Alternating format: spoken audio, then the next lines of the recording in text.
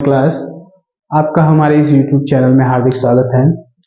जैसा कि आज का हमारा टॉपिक क्या है बेटा, आज का हमारा टॉपिक है डिबेंचर्स अकाउंट। क्या है बेटा? Debentures account. ठीक है, जैसा कि हमने आपको पहले से बता रखा है कि कंपनी डिबेंचर क्यों इशू करती है ना। जब कंपनी को पैसे की डिमांड होती है, पैसे की नीड होती है, तो कंपनी क्या करती है, पब्लिक से लोन लेती है और उस लोन के बदले में कंपनी क्या करती है, पब्लिक को एक डॉक्यूमेंट देती है या एक सर्टिफिकेट जारी करती है। ठीक है, उसको हम लोग क्या कह देते हैं, डिबेंचर कहते हैं। क्या कहते हैं बेटा?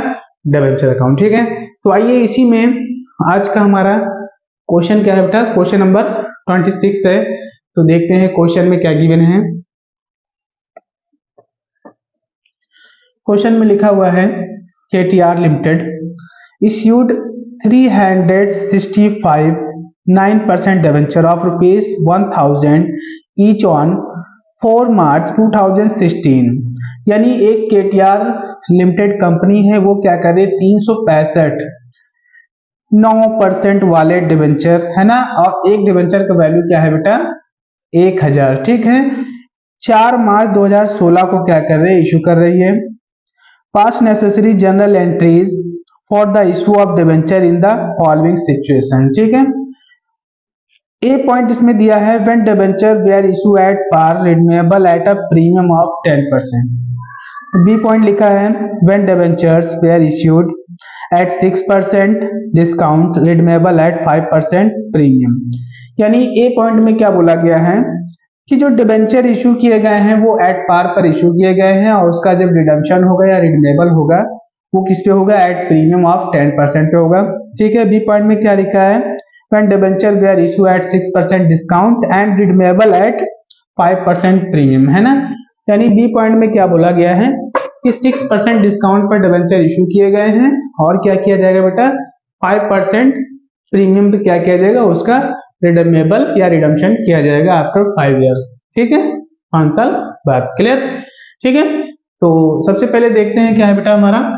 सबसे पहले लिख लेते हैं, लिखेंगे इशू ऑफ कितना परसेंट डिबेंचर है बेटा आपका, 9% डिबेंचर। क्या लिखेंगे, 9% डिबेंचर। कितने डिबेंचर कंपनी इशू कर रही है, 365 है ना, 365। एक डिबेंचर का जो वैल्यू है वो कितना है बेटा, एक डिबेंचर का वैल्यू क्या है, 1000 ईच, राइट। और फॉलोइंग सिचुएशन दिया गया है, यानी आपका पॉइंट ए दिया गया और पॉइंट बी दिया गया है। ठीक है, तो हमारा सबसे पहले हम क्या करते हैं, पॉइंट नंबर ए क्या है बेटा, issue of debenture at par redeemable at 10%। ठीक है, तो हम यहाँ पे लिख लेते हैं, पॉइंट ए लिखा है, ए पॉइंट है issue of debenture, issue of debenture at par. Clear? उसके बाद बोला गया है रिडीमेबल यानी रिडम्पशन ऑफ डिबेंचर एट 10%। क्या लिखा है बेटा, 10% प्रीमियम। ठीक है ना। यानी जो आपका ए पॉइंट क्या बोला गया है कि बेटा कंपनी क्या कर रही है, डिबेंचर इशू कर रही है एट पार पर, और रिडम्पशन कब करेगी, आफ्टर 5 ईयर बाद क्या करेगी, 10% प्रीमियम पे क्या करेगी, उसका रिपेमेंट कर देगी। ठीक है, सबसे पहले हम क्या करें, डिबेंचर इशू करेंगे तो उसकी एंट्री क्या होगी बेटा, क्या होगा बेटा, सबसे पहली एंट्री हमारी क्या आएगी बेटा, बैंक अकाउंट डेबिट। क्या जाएगा, बैंक अकाउंट डेबिट। फिर क्या जाएगा, to 9% debenture application and allotment account. ठीक है, अभी कितने डिबेंचर कंपनी इशू कर रही है बेटा, 365 इंटू एट पार पर। तो एट पार का मतलब क्या है कि एक डिबेंचर का वैल्यू कितना है बेटा, 1000। तो 1000 के रेट से कंपनी क्या कर रही है, डिबेंचर इशू कर रही है। तो यहाँ क्या करेंगे, 1000, आपका टोटल अमाउंट कितना आ जाएगा बेटा, 3,65,000, 3,65,000। ठीक है, यहाँ पे क्या लिखेंगे, बीइंग एप्लीकेशन मनी रिसीव्ड। क्या लिखेंगे, रिसीव। ठीक है, आपकी फर्स्ट एंट्री हो गई। ये आपका कौन सा पॉइंट है बेटा, ए। ठीक है, ए का सबसे पहला पॉइंट क्या है आपका, बोला गया है bank account debit to 9% debenture application है अलॉटमेंट अकाउंट, यानी कंपनी ने जब डिबेंचर इश्यू किया तो टोटल कितना अमाउंट कलेक्ट हुआ बेटा 3,65,000। ठीक है, उसके बाद कंपनी क्या करती है, जितना अमाउंट यहाँ पर कलेक्ट होता है उसको क्या करती है डिबेंचर अकाउंट में ट्रांसफर करती है। ठीक है, तो अगली एंट्री हमारी क्या आ जाएगी बेटा, debenture application and allotment account debit, फिर क्या करेंगे टू 9% डिबेंचर्स अकाउंट, कितना आ जाएगा बेटा, जितने का कंपनी ने डिबेंचर इश्यू किया था उतना ही अमाउंट हम क्या करेंगे डिबेंचर अकाउंट में ट्रांसफर करेंगे। तो कितना अमाउंट ट्रांसफर करेंगे बेटा 3,65,000, 3,65,000 अमाउंट क्या करेंगे डिबेंचर अकाउंट में ट्रांसफर करेंगे। ठीक है, लेकिन कंपनी क्या करेगी जब इसका रिडम्पशन करेगी, है ना, यानी कंपनी क्या करेगी जब इसका रिडम्पशन करेगी तो टोटल अमाउंट कितना रीपेमेंट करेगी। ठीक है, तो उसका हम कैलकुलेशन कर लेते हैं कि कंपनी को टोटल कितना पेमेंट करना रहेगा। ठीक है, तो यहाँ पर देखते हैं बेटा, लिखते हैं calculation of redemption of debenture. ठीक है, तो कितना आ जाएगा बेटा, सबसे पहले कंपनी क्या कर रही है 365 डिबेंचर इश्यू कर रही है और 1,000 के रेट से, यानी कंपनी ने 3,65,000 रुपए डिबेंचर का अमाउंट कलेक्ट किया था, यानी 365 डिबेंचर कंपनी ने पब्लिक को दिया था और वहां से कितना अमाउंट कलेक्ट किया था बेटा 3,65,000। ठीक है, लेकिन कंपनी क्या करेगी, कंपनी को क्या करना होगा बेटा, जितना डिबेंचर कंपनी ने इश्यू किया था उससे ज्यादा यानी 10% प्रीमियम पर क्या करेगी कंपनी इसका रिडम्पशन करेगी। ठीक है, तो हम प्रीमियम का अमाउंट कैलकुलेट कर लेते हैं कि कितना अमाउंट प्रीमियम का इसमें ऐड करके बाद में रिपेमेंट किया जाएगा। ठीक है, तो उसके लिए हम लोग क्या करते हैं बेटा, सबसे पहले हमें क्या करना होगा, प्रीमियम का अमाउंट कैलकुलेट करना होगा। तो हम क्या करेंगे, एक डिबेंचर का वैल्यू कितना है बेटा, हैंड प्रीमियम बोला गया है 10/100 लिख देंगे तो क्या जाएंगे 0000 कैंसिल हो गया, तो हमारा जो प्रीमियम का अमाउंट आया बेटा 100 आया, कितना आया बेटा 100 आ गया। ठीक है, तो टोटल प्रीमियम का अमाउंट कैलकुलेट करें कि टोटल प्रीमियम का अमाउंट कितना पे किया जाएगा रिडम्पशन के टाइम, है ना, तो यहाँ पर लिखेंगे 365 डिबेंचर है तो प्रीमियम का अमाउंट कितना है 100, तो कंपनी टोटल कितना प्रीमियम का अमाउंट पेमेंट करेगी 36,500। ठीक है, कितना पेमेंट करेगी 36,500। और अगर टोटल देखा जाए कि जब कंपनी क्या करेगी पूरा का पूरा अमाउंट जब रिडम्पशन करेगी, है ना, यानी कंपनी ने क्या किया 365 डिबेंचर पब्लिक को इश्यू किया, पब्लिक से 3,65,000 रुपए कलेक्ट किया, क्लियर। उसके बाद जब रिडम्पशन करेगी तो क्या करेगी 10% प्रीमियम यानी एक अमाउंट कैलकुलेट कर लिया जाएगा कितना अमाउंट रिपेमेंट किया जाएगा, तो वो हमारा अमाउंट क्या है बेटा 4,01,500 आ जाएगा, कितना आ जाएगा 4,01,500, है ना। तो हमने अपनी लायबिलिटी कितने से क्रिएट कर रखी है बेटा, जब हमें फ्यूचर में अगर डिबेंचर का रीपेमेंट करना होता है, जैसे मान लीजिए कि हमने कहीं से पैसा उधार लिया है, ठीक है, और हमें क्या करना है फ्यूचर में उसका रीपेमेंट करना है, तो हम क्या करते हैं उसको पहले से नोट डाउन करके रखते हैं, क्यों, क्योंकि हमें पैसा उसका पेमेंट करना होता है। ठीक है, तो हमने अपनी लायबिलिटी कितने से क्रिएट कर रखी है बेटा, हमने अपनी लायबिलिटी जो क्रिएट कर रखी है बेटा यहाँ पर 3,65,000 से, लेकिन हमें रिडम्पशन के टाइम रीपेमेंट कितना करना है बेटा, आपको 4,01,500 यानी 4,01,500 रुपीज का रीपेमेंट करना होगा, वो भी रिडम्पशन के टाइम पर। ठीक है, तो हमें अपनी लायबिलिटी को और कितना इंक्रीज करना होगा बेटा, और कितना इंक्रीज करना होगा 36,500 से हमें अपनी लायबिलिटी को और इंक्रीज करना पड़ेगा, तो यहाँ पे लिखेंगे 36,500। ठीक है, और ये अमाउंट हमारा क्या आ जाएगा, यहाँ पे लिखेंगे premium on redemption of debenture account.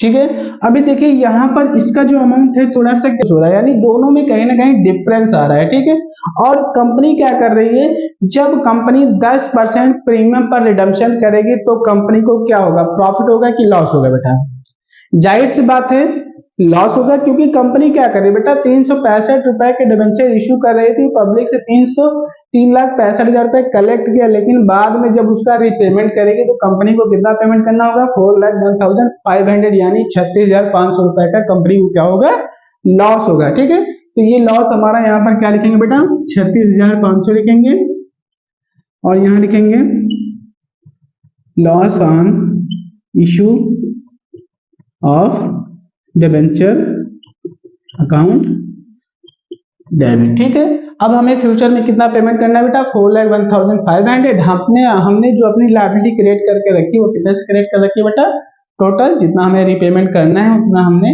क्या किया, उतने से हमने अपनी लायबिलिटी को क्रिएट कर लिया है। ठीक है, अब हम फ्यूचर में क्या कर सकते हैं, इसका रीपेमेंट कर सकते हैं। क्लियर, समझ गए। उसके बाद अगला पॉइंट क्या है बेटा, बी पॉइंट दिया गया। अगला पॉइंट क्या है बेटा, बी।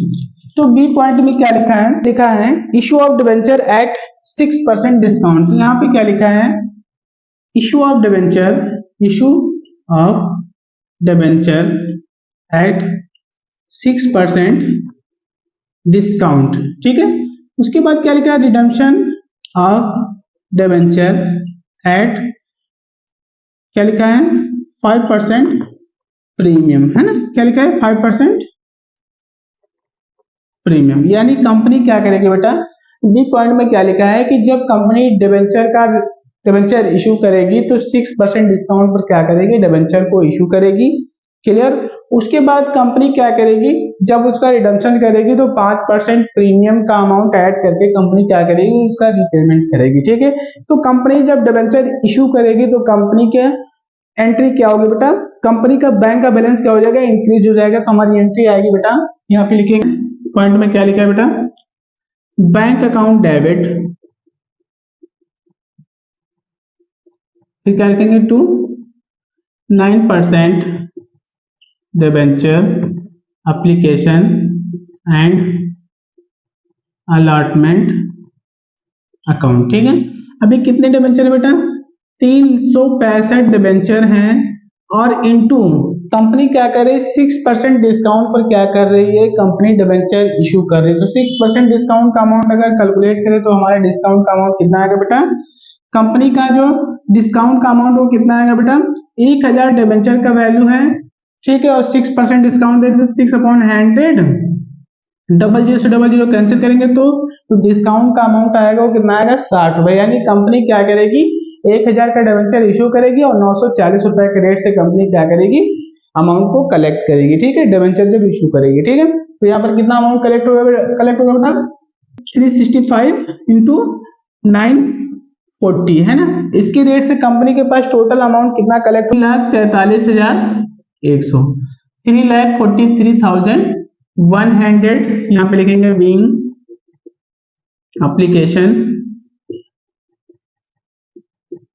एप्लीकेशन मनी रिसीव्ड, आपकी फर्स्ट एंट्री कंप्लीट। ठीक है, उसके बाद कंपनी क्या करती है, जितना अमाउंट यहाँ पर कलेक्ट करती है उसको क्या करती है, डिबेंचर अकाउंट में ट्रांसफर करती है। तो अगली एंट्री हमारी क्या आएगी बेटा, अगली एंट्री आ जाएगी बेटा आपकी 9% debenture application and allotment account debit, क्या जाएगा अलॉटमेंट अकाउंट डेबिट। फिर क्या करेंगे टू 9% डिबेंचर्स अकाउंट। ठीक है, अभी कंपनी ने जितने का डिबेंचर इशू किया था, ठीक है, और कंपनी क्या करेगी, डिबेंचर अकाउंट में उतना ही अमाउंट ट्रांसफर करेगी जितने का डिबेंचर का एग्जैक्ट वैल्यू था। ठीक है, तो कंपनी 165 डिबेंचर है, एग्जैक्ट अमाउंट था डिबेंचर का, जितने का डिबेंचर इशू किया गया था वो कितना बेटा, 3,65,000 का डिबेंचर था। ठीक है, लेकिन कंपनी ने क्या किया था, 3,65,000 रुपए का डिबेंचर इशू किया था और वहां से पब्लिक से कितना अमाउंट कलेक्ट हुआ था बेटा, आपका 3,43,100। ठीक है, यानी कंपनी के पास कितना अमाउंट कलेक्ट हुआ था बेटा, 3,43,100 रुपए कंपनी के पास क्या हुआ था, कलेक्ट हुआ था। क्लियर, समझ गए। उसके बाद कंपनी ने क्या किया था बेटा, जब डिबेंचर इशू किया था तो कंपनी ने क्या दिया था, 60 रुपए डिस्काउंट दिया था। तो डिस्काउंट का अमाउंट यहाँ पे निकाल लेते हैं बेटा, क्या लिखेंगे, discount on issue of debenture account debit. अभी कंपनी ने कितना डिस्काउंट दिया था बेटा, 365 डिबेंचर थे और कंपनी ने टोटल जो डिस्काउंट दिया था वो कितना दिया था बेटा, 60 रुपए। तो यहाँ कितना लिखेंगे 60, जो हमारा डिस्काउंट का अमाउंट आएगा वो बेटा कितना आएगा आपका 21,900। यानी कंपनी ने टोटल 3,65,000 रुपए का डिबेंचर इशू किया था, 21,900 रुपए डिस्काउंट दिया, कंपनी ने 3,43,100 रुपए वहां से कलेक्ट किया था। क्लियर, समझ गए। लेकिन कंपनी क्या करेगी बेटा, जब कंपनी इसका रिडम्पशन करेगी तो क्या करेगी, 5% प्रीमियम पर क्या करेगी, इसका रिडम्पशन करेगी। ठीक है, तो यहाँ पर टोटल कंपनी कितने अमाउंट का रिडम्पशन करेगी, है ना, उसको थोड़ा सा कैलकुलेट कर लेते हैं। तो यहाँ पर लिखेंगे कैलकुलेशन ऑफ, क्या लिखेंगे, calculation of redemption of debenture. ठीक है, 365 डिबेंचर थे, एक डिबेंचर का वैल्यू 1000 था, तो टोटल कितना आएगा, 3,65,000 रुपए का डिबेंचर था। यानी कंपनी इतना पेमेंट तो करेगी ही करेगी, साथ में 5% प्रीमियम पर क्या करेगी, इसका पेमेंट करेगी। तो प्रीमियम का अमाउंट कैलकुलेट कर लेते हैं बेटा। सबसे पहले प्रीमियम का अमाउंट कितना है, एक डिबेंचर का वैल्यू 1000 है और प्रीमियम कितना बोला गया 5%, तो 5/100 लिख लेते हैं। तो कितना आ जाएगा हमारा, डबल जीरो से डबल जीरो कैंसिल करेंगे, कितना आएगा बेटा, 50 रुपीज आ जाएगा। कितना जाएगा बेटा, 50 रुपया प्रीमियम पर क्या करेगी, इसका रिडम्पशन करेगी। तो अगर यहाँ पर प्रीमियम का अमाउंट निकाल लिया जाए तो 365 डिबेंचर थे और 50 रुपया प्रीमियम पर, तो टोटल कंपनी कितना पेमेंट करेगी बेटा, प्रीमियम का अमाउंट कितना हो जाएगा बेटा आपका 18,250। यानी कंपनी टोटल जो रिडम्पशन करेगी टोटल अमाउंट को, वो कितना अमाउंट होगा हमारा, 83,250, यानी 3,83,250 रुपीज का कंपनी क्या करेगी, रिडम्पशन करेगी। ठीक है, लेकिन हमने जो अपनी लायबिलिटी को क्रिएट कर रखा है वो बेटा कितने से क्रिएट कर रखा है बेटा, यहाँ पर 3,65,000, कितना क्रिएट कर रखा है बेटा, 3,65,000। तो हमें अपनी लायबिलिटी को और कितना इंक्रीज करना होगा जिससे हम इतना पेमेंट कर सकें। तो हमें कितने से क्रिएट करना होगा अपनी लायबिलिटी को, 18,250 से हमें अपनी लायबिलिटी को और क्रिएट करना होगा ताकि हम फ्यूचर में इसका रिडम्पशन कर सकें। ठीक है, तो यहाँ पर हम क्या करेंगे, अपनी लायबिलिटी को और इंक्रीज कर लेंगे। तो कितना इंक्रीज करेंगे बेटा, 18,250, और ये क्या कर रहे हैं बेटा, प्रीमियम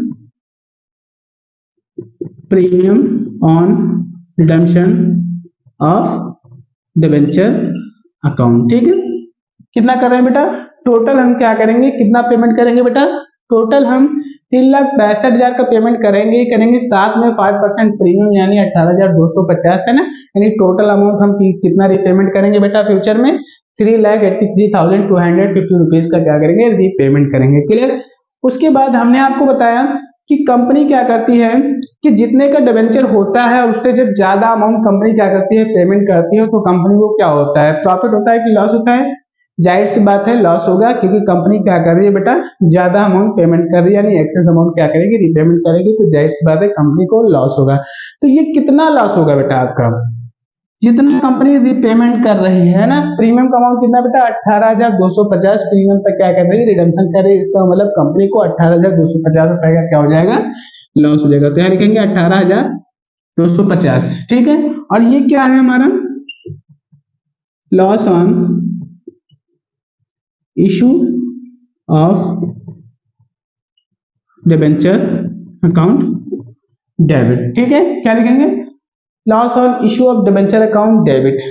समझ गए, हम क्या कर रहे हैं बेटा, loss on issue of debenture account debit, यानी हमें टोटल कंपनी पे कितना लॉस होगा। यानी कंपनी ने क्या किया बेटा, जब डिबेंचर इशू किया था तब कंपनी ने 6% डिस्काउंट दिया, यानी कंपनी को तब क्या हुआ था, 6% डिस्काउंट दिया था, तब भी एक तरीके से लॉस हुआ।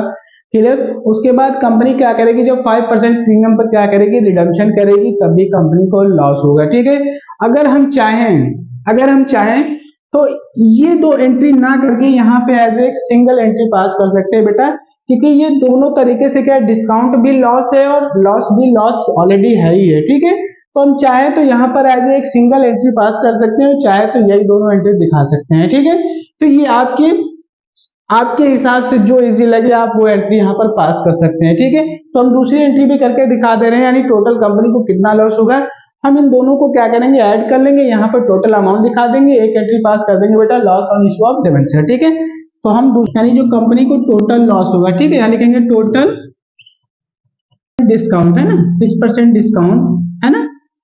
ठीक है, कितना है बेटा आपका 21,900, और उसके बाद क्या करें, 5% प्रीमियम पर क्या कर रहे हैं, रिडम्पशन कर रहे हैं। तो 5% प्रीमियम का अमाउंट कितना बेटा, 18,250। 50, यानी टोटल अगर लॉस हमारा आ जाएगा तो कितना आ जाएगा बेटा 40,150। कितना आ जाएगा बेटा 40,150, यानी कंपनी ने जब डिस्काउंट दिया था तब कंपनी को लॉस हुआ। ठीक है, उसके बाद कंपनी ने क्या किया, जब रिडम्पशन किया तो जब ज्यादा अमाउंट पेमेंट किया तब भी कंपनी को लॉस हुआ, यानी ये क्या हुआ, यानी दोनों तरीके से लॉस हुआ। ठीक है, तो हमने आपको बताया यहाँ पर हम दो एंट्री ना करके as a single entry pass कर देंगे बेटा, लिखेंगे loss on issue of debenture account. यहाँ पर टोटल जितना लॉस हुआ बेटा, डिस्काउंट का और प्रीमियम का अमाउंट ऐड कर लेंगे, जितना टोटल लॉस आएगा वो हम यहाँ पर दिखा देंगे, तो हमारा अमाउंट कितना आएगा बेटा 40,150। ठीक है, यहाँ पर क्या लिखेंगे बेटा नरेशन में, being application money transfer to debenture account. ठीक है, क्या करेंगे, डिबेंचर अकाउंट में हम क्या करेंगे, इसको ट्रांसफर कर देंगे। ठीक है, आपका क्वेश्चन कंप्लीट।